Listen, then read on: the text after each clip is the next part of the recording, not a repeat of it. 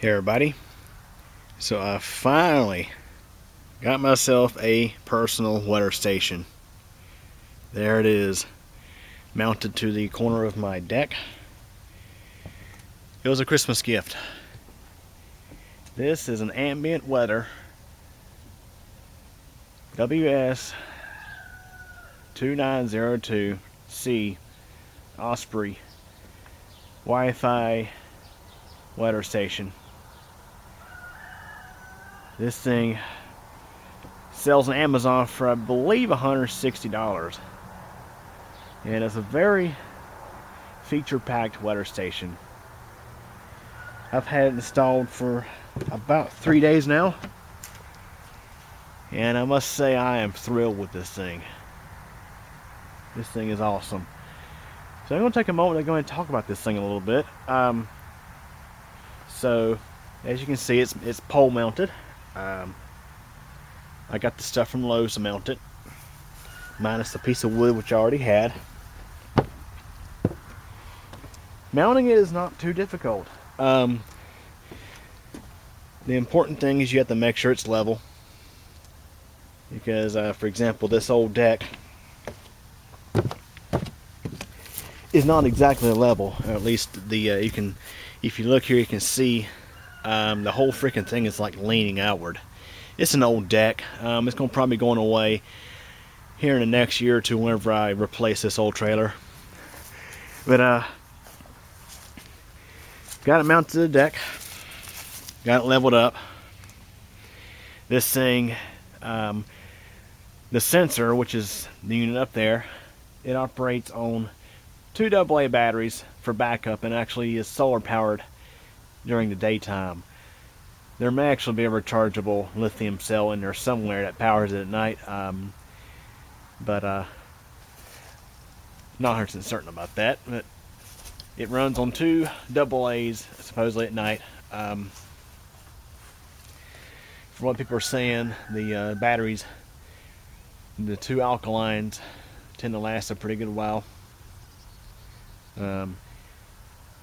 Inside we have a base station which is Wi-Fi connected to the internet. This unit reports current conditions to Weather Underground. It can actually report to I think 3 or 4 different networks. I have it set up just for Weather Underground at the moment. So we're going to pull the ladder out and we're going to get a closer look at this thing. So this thing currently is mounted 12 feet in the air. And if you look at my setup here, you can see I used a wooden post which I fastened to the deck, made sure it was level. Of course the deck is crooked, not the other way around. And I used an actual level to make sure it was perfectly level, and then I fastened the pole, which is really just a galvanized steel fence post from Lowe's, and I fastened it with these 2 U-bolts, and it's very stable. So go ahead and hop up on the ladder here.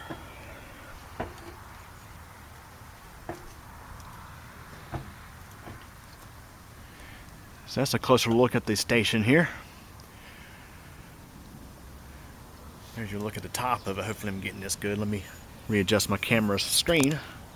This thing is so high up in the air now, it's not exactly easy to look at the top of it now. So that's the top of it. You can see the wind vane, the cups for measuring wind speed. I'll run over it as an anemometer. There's your rain gauge. There's your thermohygrometer. Measures temperature, humidity, I believe also pressure. This thing measures a lot of stuff. You can see on the bottom there it tells you its power is 2 AA batteries. So yeah, this thing, it runs solely on the AA batteries at night when there's no sun to power it via solar. This thing measures all sorts of different stuff. It's funny, we haven't had any rainfall or any major winds yet, but it's already neat the data this thing is logging. So yeah, the only issue that you would probably have is if you're in an area where you get snow. The snow will just fill up this this funnel here, this funnel here, and you won't get an accurate rainfall measurement or precipitation measurement because, of course, the professional units, rain gauges, this is actually heated.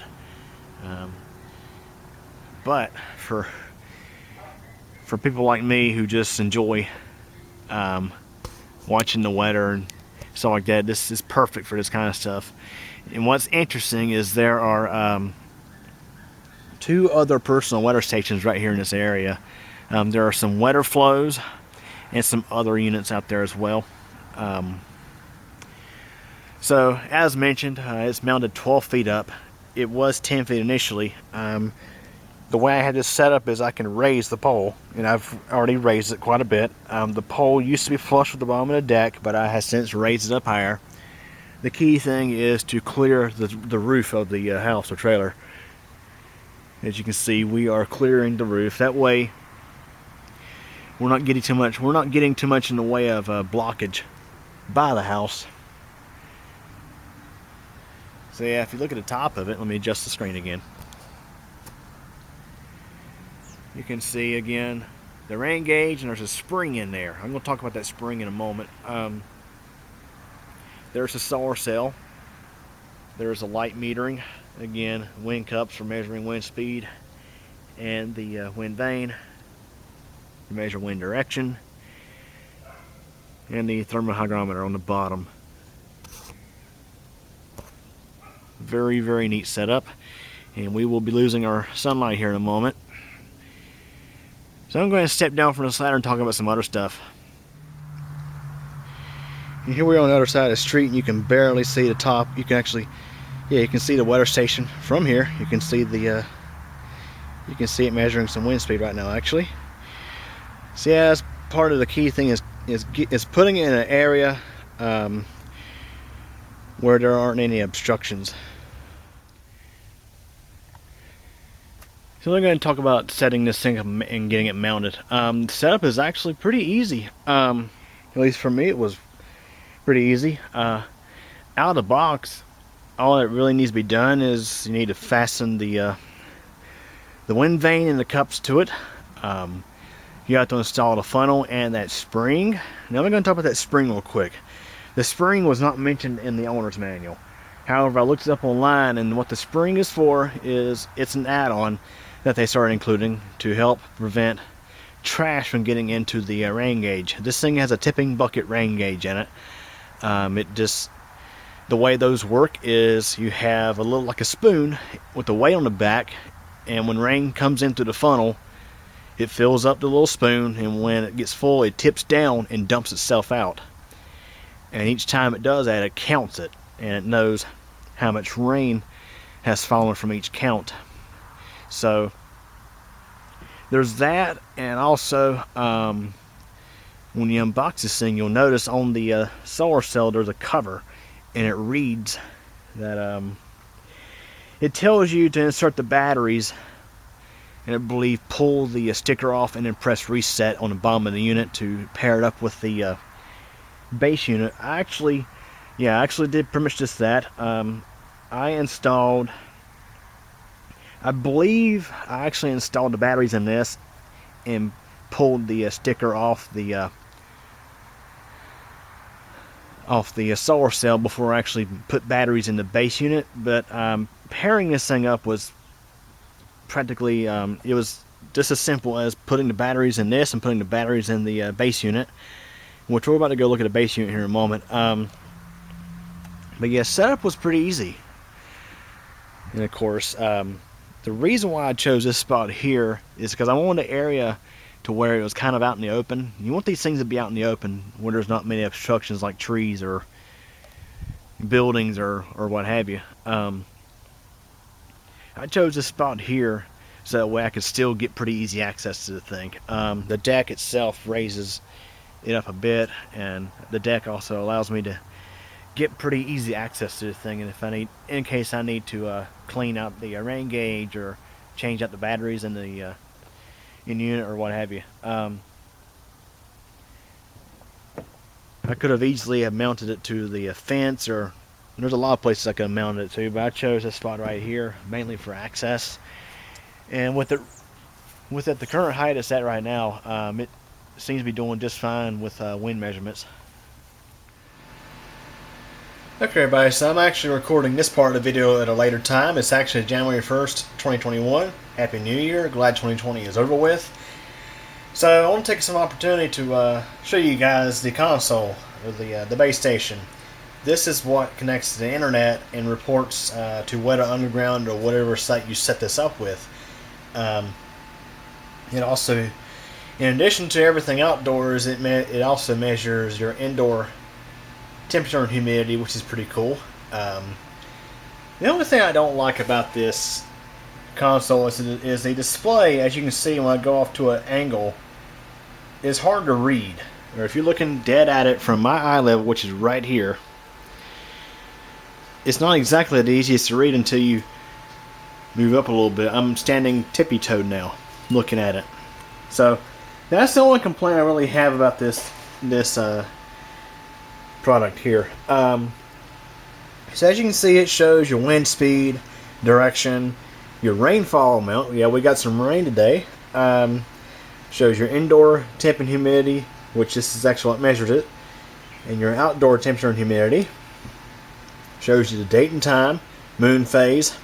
It predicts a forecast, and I'm going to talk about that in a moment. Shows your pressure, the amount of light, and watts per meter square, I think that is, and your UV index. So essentially, this thing, with time, it learns how to show your daily forecast. And initially, I thought it was doing a great job. Well, I can say this. It was the day before yesterday when we were starting to get some chance of rain. Clouds are starting to move in. And I guess the pressure started to drop at that moment, and this forecast actually went from sunny skies to thunderstorms, actually. And it would just go back and forth between sunny skies and thunderstorms. Didn't exactly know what. It's been showing partly clouded skies, even though it's been dreary.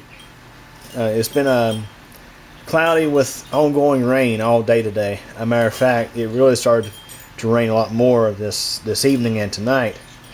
So my understanding is this thing, it does take a little while to actually learn how to forecast. So with time, this should become more accurate. So right here is the wireless signal strength. This is for the Wi-Fi connection. This is actually what connects to the Wi-Fi and broadcasts again to your service of choice. I think I mentioned that earlier. And this here is your signal strength for your outdoor station. See, this unit communicates with the outdoor station using RF, not Wi-Fi, but it uses Wi-Fi to connect to the internet and broadcast data to Ambient, Weather Cloud, and Weather Underground, those sites. So setting this up is actually pretty easy. Now, there's a few things I do want to mention. I did look through some of the reviews on this product, and some people were complaining about having issues with connecting with the sensor unit outside, as well as connecting with Wi-Fi. Now, for me, the connecting with the sensor unit was really straightforward. Now, if you may notice, and I'll go ahead and post this image here if I haven't already, on top of the weather station, when you get out of the box, you have a sticker over the solar panel that tells you specifically to insert the batteries, and I think then pull off the sticker and then press reset on the unit. I did this actually before I even got this here up and running, if I'm not mistaken. I do believe I believe I installed the weather station outside before I inserted batteries in this and started setting this up. Now, I should note that the batteries, this thing takes 3 AAA batteries, outside unit, 2 AA's, if I haven't mentioned already. The batteries are really intended to be as a battery backup in both units. The batteries on the outside unit, of course, give it power at night when there's no sun to light up the solar panel. And this here, the batteries keep this device powered through a power outage, so that way it can retain settings. Now, I have not purposely yet disconnected batteries to see if this thing has volatile or non-volatile memory in it, but I can say that when you don't have this AC adapter plugged in, you will not broadcast to the internet, and also this display will be asleep most of the time. So really, this unit is intended to be powered at all times, and the batteries are really there are just for a backup means. So keep that in mind whenever you go to place this unit. You can see I have it placed on the wall here. It's in a convenient spot for me. It does come with a little stand. As a matter of fact, it does have little feet that stick out the back of it that you can pop out to rest this on the table if you so wish to leave it on the table. I actually prefer to have this on the wall. And here you have all the different buttons, and I'll be showing a brief look at the owner's manual here in a moment. Won't be going into too much detail, but I'll just give you a brief flip through the manual. I believe the manual is probably available for viewing on the internet, so if you want to know more information about what's in the manual, feel free to look it up. So that's the weather station, and let me go and show you a little bit about the app. Okay, so we're looking at my phone. We'll go ahead and pull up the AWNet app. Let me see if I have it. Okay, it's in my apps. So right there it is, AWNet.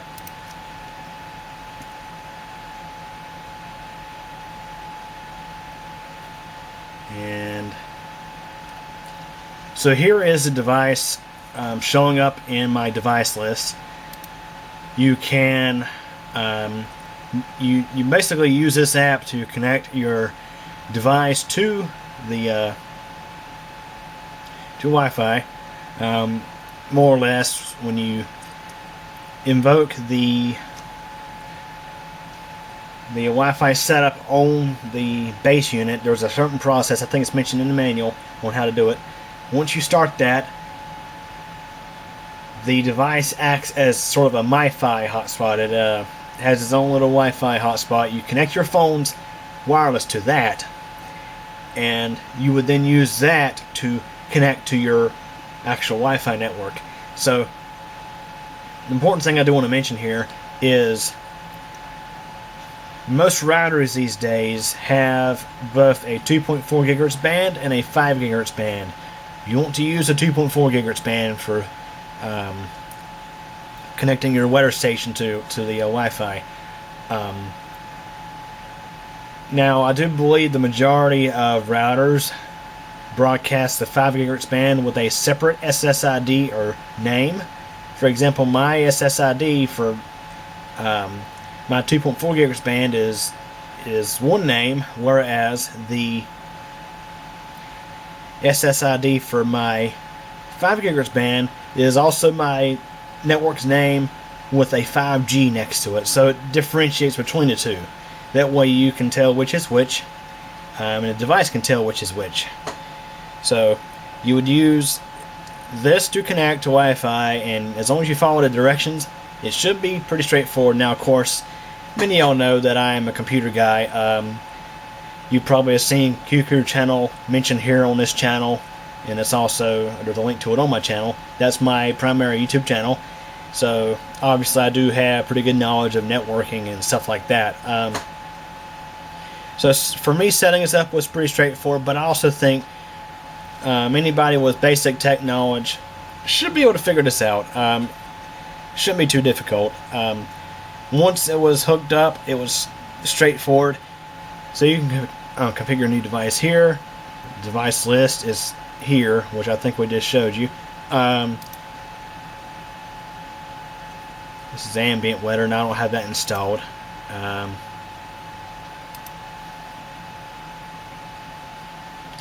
you can see from here in the app, you can actually look at your Weather Underground information, since we do have this one hooked to Weather Underground, which I'll show you the website here in a moment. You can go back and see, you can look at the information that is showing on Weather Underground. And you can see graphs, all that good stuff right here from within the app.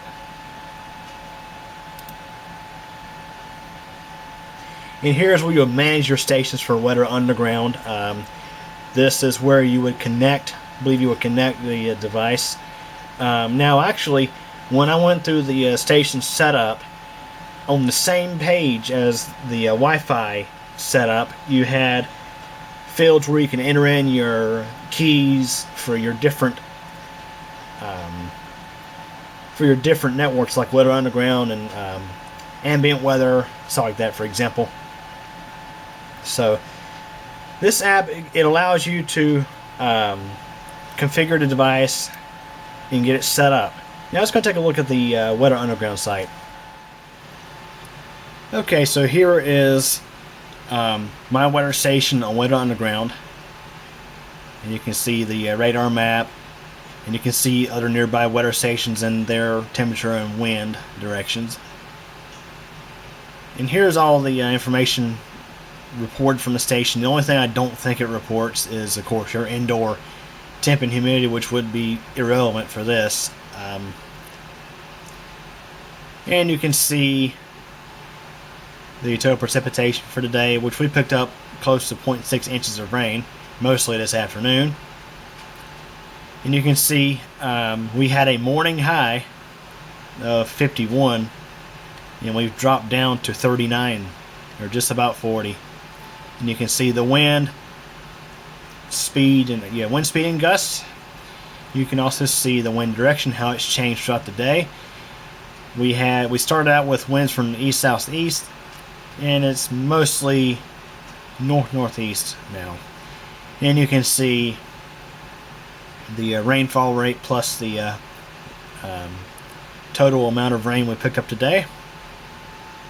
You can see the pressure, solar radiation, and UV index, which we've had cloudy skies today, so it's been pretty low. Only had a couple of moments where we got up to 1, but yeah, this time of year, during the, like for example, let me go back to another day that was sunny. See what's cool, you can go back and look at history on this. So it was also cloudy for a good bit yesterday. Keep going. So here's a day where we had the sun out. We had a UV index of 4 during peak sunlight, and you can see where we've had a peak amount of solar radiation of about 436 watts per meter square. And of course, you can see the pressure, no rain, mostly north winds with a little bit of change here and there. It's a typical winter day here. If I go back to the 28th, here's something that's really weird. You can see before 3 a.m. on the 28th of December, we were sitting at about 29 degrees, and then all of a sudden, we jumped up to 35. And you can see the wind picked up a little bit right there. It's so cool getting to look back at all this information, and what else is cool is there are other personal weather stations in this area. Like for example, this is one nearby. If we go back, let me find a different one.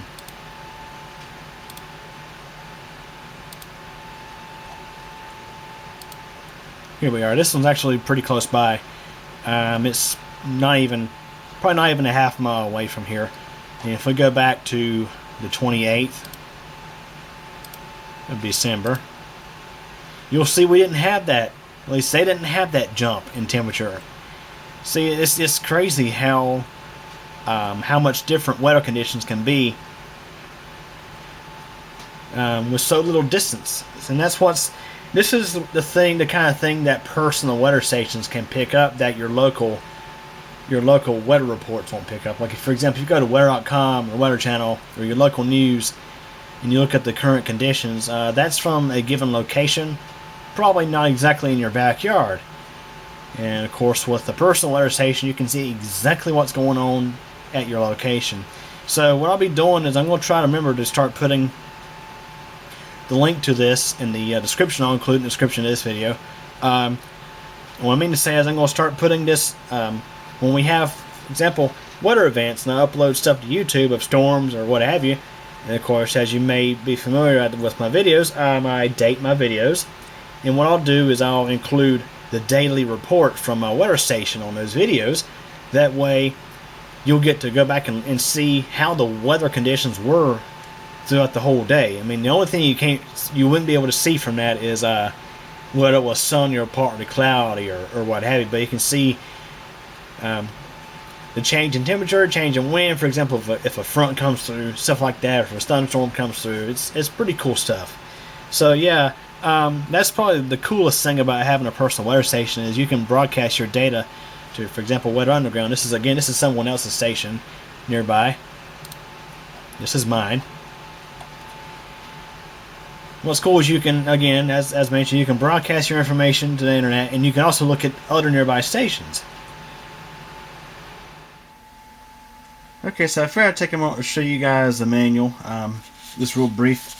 It's a very, very informative owner's manual. It shows you all about how to get it set up, all that good stuff.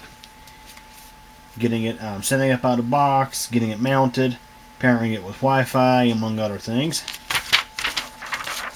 For example, the table of contents starts here and continues through here. Lots of information in here. As I had mentioned earlier in this video, they did not mention in the parts list or anywhere about the spring that goes inside the funnel. So I'm sure they'll be having to update that eventually. I just did a quick search on the internet about the spring, and it mentioned what it was for. Again, it's for it's a filter for the rain gauge. It tells you how to set everything up. All that good stuff. How to mount the pole. Now I should mention, I'm not sure if I mentioned yet or not, but when you mount this thing, there's a compass. No, excuse me, not a compass, but there's a level, a little bubble level in the top of the thing that allows you to level the weather station. That it's nice to have, but you're better off having a separate level to level your pole with, because once you have the pole mounted, you may not be able to simply move it around and level it up as easily. So the bubble level, it really is there just to show you if the station itself is level or not. And also, of course, when you mount this thing, you have to make sure you have it oriented in the correct direction. Of course, this thing relies on you mounting it in the correct orientation for it to properly know what direction the wind's coming from. I used my phone as a compass. Downloaded an app for it, and I was able to determine which direction was north. I was pretty well certain what direction north already was, but the phone confirmed it for me. So the rain gauge is actually on the north side of the weather station, just as a reference. And this tells you how to set up an optional indoor, outdoor thermal hygrometer. It tells you best practices for the wireless communication between the sensors and the console. It tells you how to set up the console.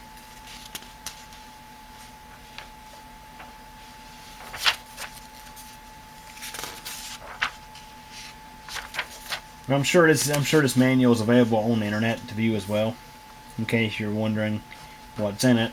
I'm just briefly going through it. It tells you how to set up the console, including date and time, time zone, units of measure, all that good stuff.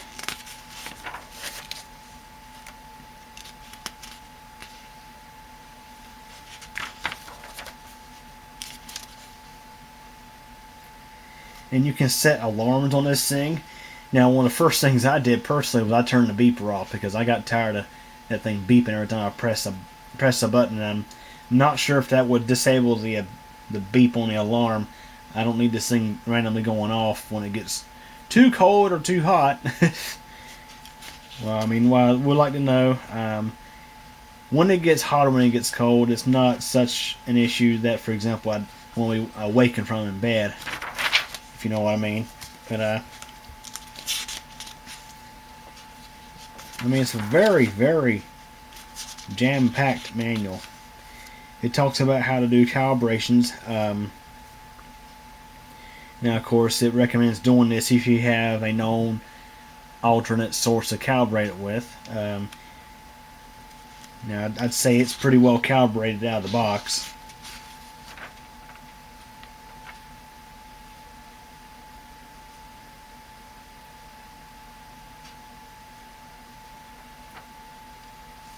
So yeah, I'm just taking some time to read through all of this.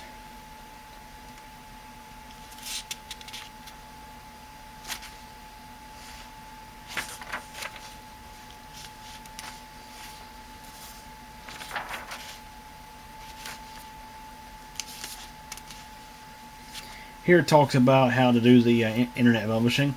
For example, this thing supports publishing to Ambient Weather.net as well as Weather Underground and Weather Cloud. There's 3 different ones. And it talks about how to download and install the AWNet app on your phone, on iPhone and Android.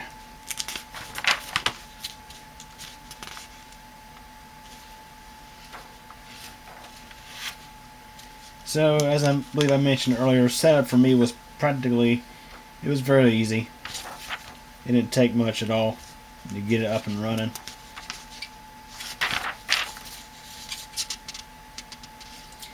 It talks about how to upgrade the firmware, which mine did take a firmware upgrade as soon as I got it hooked up. And as I mentioned, mine is only registered right now with Weather Underground. And you can actually pair this with your Google Assistant or your Amazon Echo.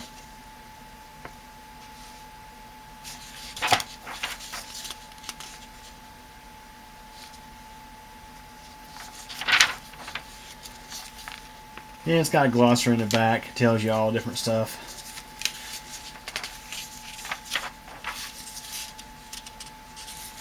And it talks about maintenance. It tells you to clean the rain gauge once every 3 months. Clean the light sensor and source and the solar panel every 3 months. Replace batteries every 1 to 2 years.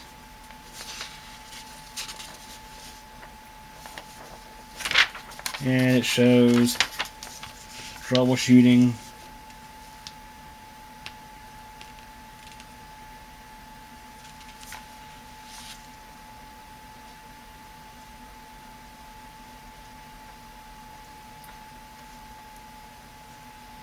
So here's something to keep in mind. This unit, it relies on you to have it leveled properly to accurately measure rain. What can happen is if it's unstable, or if it's not level, it can cause the tipping bucket rain gauge to incorrectly increment and think it's raining when it's not.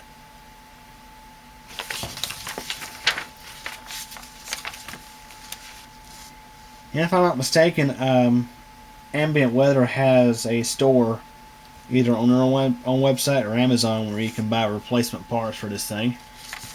Like if your wind vane breaks or the cups break or you need to replace your thermal hygrometer or whatever, you should be able to get that stuff off the internet. So yeah, that's a look at the manual. Very, very comprehensive. So that wraps up my video about this personal weather station. Really neat to have. Hope y'all enjoyed this video. And hopefully, maybe you'll consider getting one for yourself. They're really cool to have. If you're into weather and stuff like that, you would definitely love to have one of these things. Hope y'all enjoyed the video. Thanks for watching.